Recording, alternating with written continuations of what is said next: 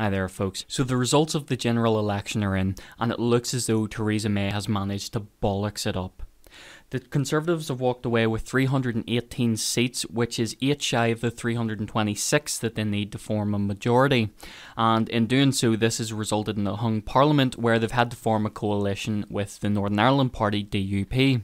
To understand just how bad of a loss this is, you have to remember that on the 18th of April, when Theresa May announced the general election, the Conservatives were sitting with about a 19 to 24 point lead against Labour, and that comes from YouGov, who have been the most accurate so far regarding Brexit and Trump and the French elections and so on and so forth. So I generally go with YouGov, and YouGov give them a 19 to 24 point lead over Labour.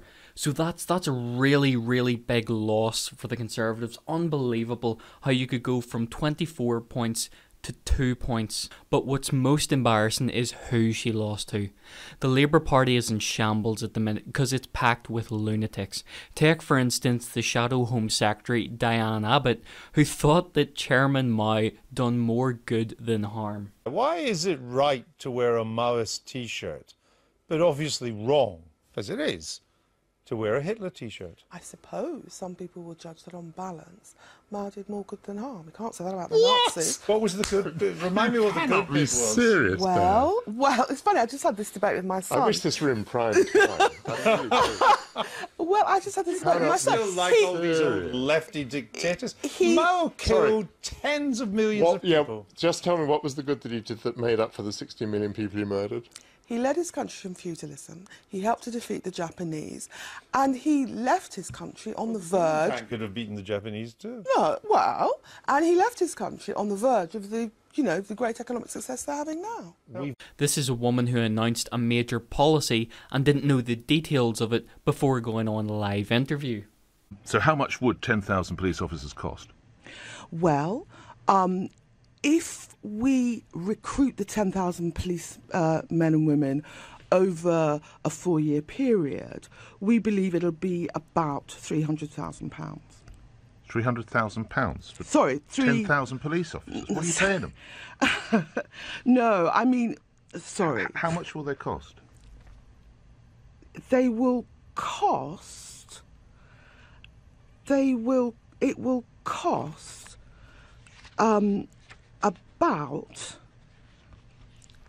About £80 million. About £80 million? Yeah. This is a woman who's so lost she can't even find her way off stage. Shadow Home Secretary Diane Abbott, thank you very much indeed.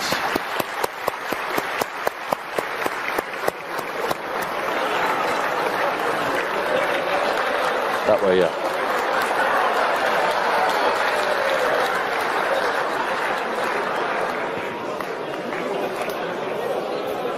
Or how about John McDonnell, Jeremy Corbyn's right-hand man, who's a confessed Marxist? How do we change the system? We've got to demand systemic change. I'm honest with you. I'm a Marxist.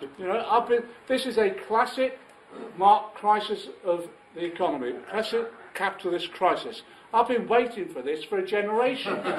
That's not to say that Jeremy Corbyn himself is without fault. He's went as far as to say that Hezbollah and Hamas are our friends. He supported IRA terrorism, trying to bring IRA members into Parliament. But interestingly enough, he wouldn't use nukes to defend our country. Or well, at least we can't get an answer out of him every time we ask him. He just evades the question. Can I ask you directly, are there any circumstances in which you would authorise a nuclear strike? Any circumstances? Look, I've made clear my views on nuclear weapons. I've made clear that there would be no first use of it. I've made clear that any use of nuclear weapons is a disaster for the whole world. I think we should look at the process by which we achieve peace and security, because actually nuclear weapons are not the solution to the world's security issues. They're the disaster of the world's security issues if ever used. If Britain were under imminent threat from nuclear weapons, how would you react? I would do everything I can to ensure that any threat is actually dealt with earlier on by negotiations and by talks, so that we do adhere to our obligations under the Nuclear Non-Proliferation Treaty, that we do encourage China in its work in trying to bring about six-party talks in resolving the issue in North Korea, and we do follow the lead that President Obama took in doing a deal with Iran, which would result in them not developing the nuclear capability. It seems as though bad mathematics and lack of understanding of your very own policies just runs within the Labour Party. So how much will it cost? I'll give you the figure in a moment. You don't know it? You're logging into your iPad here. You've announced a major policy and you don't know how much it will cost? Can I give you the exact figure in a moment, Is this not exactly the issue with people and the Labour Party, which came up under Gordon Brown, that we cannot trust you with our money? Not at all. You don't know the figure. All of our manifesto is fully costed and examined. And but you're holding a manifesto, you're flicking through it, you've got an iPad there, you've had a phone call while we're in here, and you don't know how much it's going to cost. Can we come back to that in a moment? Jeremy Corbyn has also hinted at paying the €100 billion bill that's coming from Brussels to Britain just for us trying to leave. He also wants to guarantee EU citizens' rights within the UK, giving the judiciary power to the European Union, and he's also said that he wants to stay within the single market. And that's pretty much what Tony Blair suggested. Stay within the single market, have a soft Brexit, and eventually the people will realise there's no point. Because you're going to be paying the same fees, you're going to be under EU jurisdiction. It's going to be like being in the European Union, except for you don't have any say. So you can't even do the enemy from within type of tactic. This loss of the Tory majority is going to strongly impact Brexit. It's going to significantly increase the chances that we're going to have a soft Brexit. And the EU are loving this. Donald Tusk and Jean-Claude Juncker have said that they don't want any delays in the talks. They just want them to carry on as usual. Now, obviously, Theresa May is going to need to rethink here, so there are probably going to be some delays. But the EU are telling them not to. They want us to just start completely discombobulated.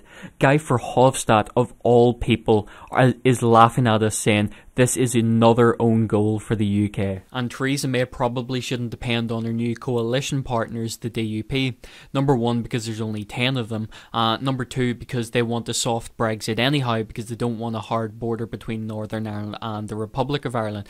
And that's probably got to do with the recent local assembly elections in Northern Ireland, where the DUP have kind of lost their majority there.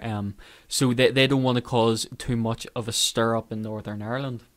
Worse still is that this has led to instability regarding the pound, and of course you know what's going to happen, that Remainers are going to blame Brexit for this, even though this is not the Brexit that people wanted. We did not want a soft Brexit, we wanted a hard Brexit, but things are going to go awry, it's not going to go well, and honestly I can see, just like Nigel Farage said, I can see a complete and utter backslide on Brexit.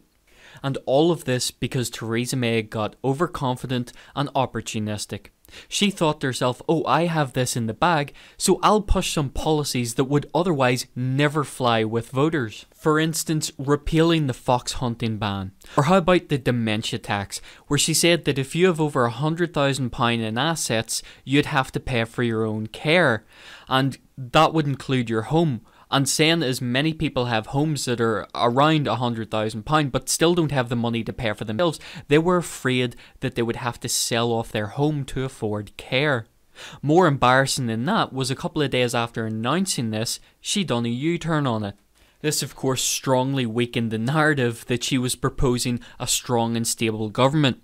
Or how about the internet censorship bill, where she basically wants the government to control and regulate the internet. I mean, these are just absolutely ridiculous policies. I think that Theresa May could have single-handedly ruined the future of Britain, and she's definitely done a lot of harm to the Tory party, and she's probably ruined Brexit. This has to be one of the biggest political faceplants I've ever saw. I mean, she managed to lose a landslide election to Comrade Corbyn of all people. Unfortunately, looking forward, I don't think there's going to be good things. I would say that all our negotiating hands are going to be severely weakened by the Commons and the loss of the Tory majority. Going forth, we'll probably have a soft Brexit, and we'll end up deciding years from now, you know what, we're under EU law, we're paying fees, We're taking in migrants, and we don't even get a say in the policy making. Not that we did have much of a say beforehand, but now we'll be under EU control and will not have any say in policy making. So kind of the worst of both worlds, really. I'd imagine we'll end up doing a U-turn on the issue. That's my thoughts. Feel free to leave your thoughts and your predictions in the comments below. Oh, and one final bit of sad news. Mr. Fishfinger didn't beat Tim Farron.